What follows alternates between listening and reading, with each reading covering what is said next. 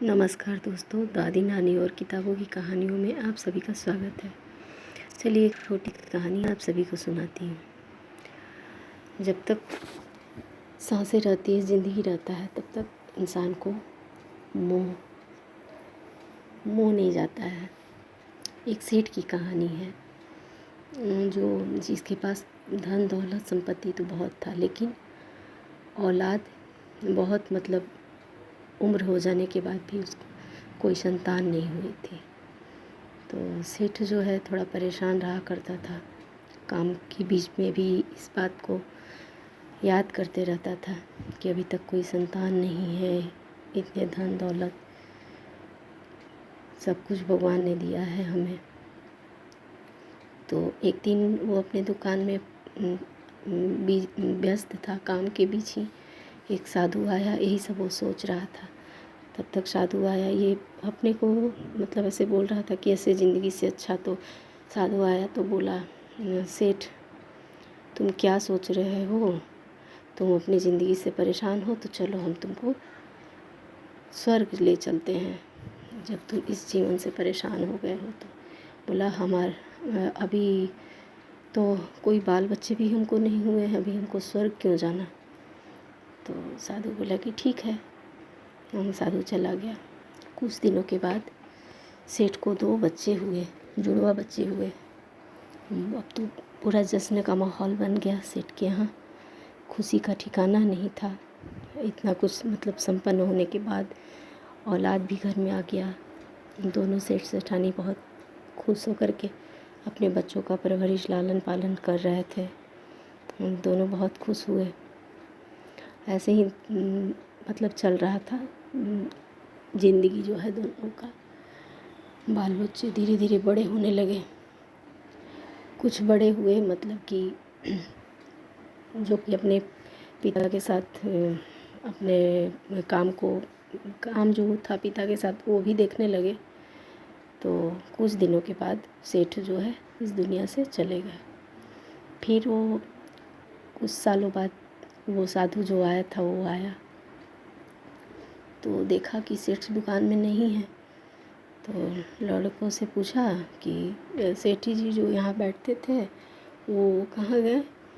तो लड़के बोले कि वो पिताजी हमारे नहीं रहे।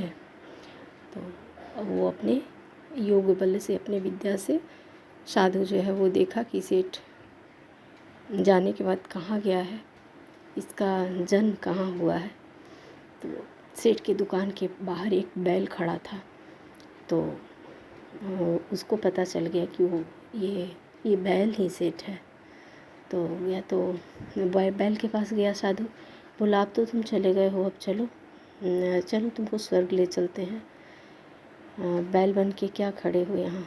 तो बोला कि नहीं, हम स्वर्ग नहीं जाएंगे। हमारे बच्चे अभी इतने बड़े नहीं हैं, काम काज तो करते हैं, लेकिन पता नहीं कैसे बैल लाएंगे दूसरे जो कि सामान ढो पाएगा, नहीं ढो पाएगा। इस वजह से हम यहीं खुश हैं, अपने बच्चों का मदद करते हैं, तो हमको बहुत अच्छा लगता है। तो फिर वो साधु चला गया कि इसको तो जाने के बाद भी स्वर्ग जाने की इच्छा नहीं है, तो चला गया। और कुछ सालों के बाद फिर वो साधु घूमते घूमते उस दुकान पे आया। तो लड़कों से पूछा, ये बैल जो दुकान के आगे रहता था वो बैल कहाँ गया? तो लड़के बोले कि वो बैल तो कुछ दिन हुआ वो मर गया। तो फिर अपने योग शक्ति से जो है विद्या से वो पता किया साधु जो है कि ये बैल मरकर कहाँ गया, सेठ जो है वो कहाँ गया, कहाँ जन्म लिया है। तो उसको पता चला कि एक सेठ के दरवाजे के आगे, सेठ के घर के आगे एक कुत्ता खड़ा था। तो वह कुत्ता ही जो है वो सेठ है। तो फिर वो साधु गया कुत्ते के पास कि क्या तुम बैल थे, फिर चले गए, फिर कुत्ता बन करके आए, चलो तुमको स्वर्ग ले चलते हैं।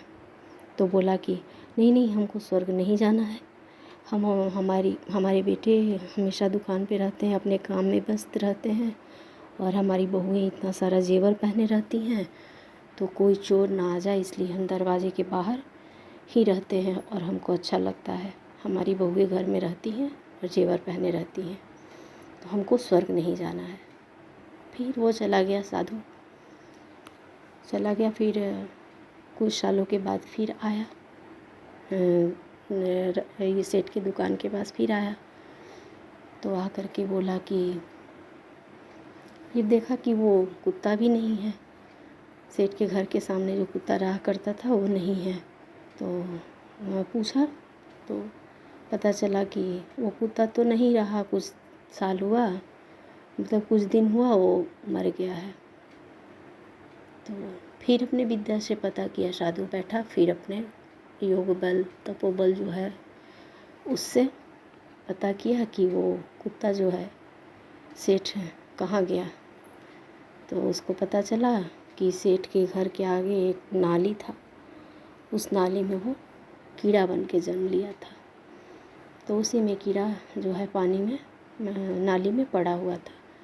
फिर वो साधु वहाँ गया और बोला कि क्या सेठ, बैल कुत्ता तो ठीक था, अब तुम नाली में पड़े हो और कीड़ा बन करके, और ऐसा हम तुमको नहीं देखना पसंद करेंगे, चलो तुमको हम स्वर्ग ले चलते हैं। बोला नहीं नहीं, हम बिल्कुल इसी में ठीक हैं, इस नाली में पड़े पड़े हम अपने नाती पोतों को, पोता पोती जो हमारे यहाँ पे खेलते हैं उनको हम इस नाली से ही देखते हैं और हमको बहुत खुशी महसूस होती है। तुमको कोई और स्वर्ग ले जाने को नहीं मिल रहा है, तुम चले जाओ। मतलब ज़िंदा रहने पर तो मोह जो है वो है ही। सेठ की कहानी जो है वो मतलब जाने के बाद भी मोह जो है सेठ का बना ही रहा। यही जीवन मोह का है। ये कहानी आप सभी को कैसी लगी? यदि कहानी अच्छी लगी है तो वीडियो को लाइक कीजिए, चैनल को सब्सक्राइब कीजिए, और कहानी पसंद आई हो तो अपनों के बीच शेयर कीजिए। Thank you.